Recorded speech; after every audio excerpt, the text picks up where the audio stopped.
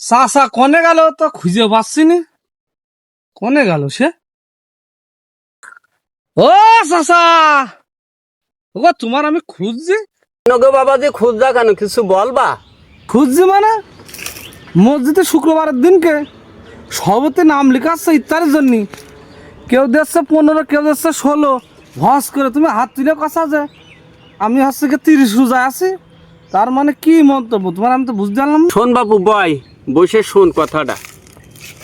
বলো দিনই তাই।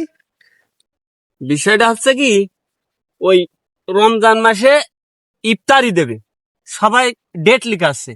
এরকম করতে করতে আমি যে 30 তারিখে দিলাম, কি জন্য এটাই শুনবি তো? হ্যাঁ, এটা বিষয়টা হচ্ছে কি, যে আমি যখনই নিয়ত করেছি ইনশাল্লাহ সব পৌঁছে গেছে। ইনশাল্লাহ। এখন বিষয় হচ্ছে এই, যে রোজা যদি 29টা হয় তাহলে তো আর আমার ইফতারি দেয়া লাগবে না।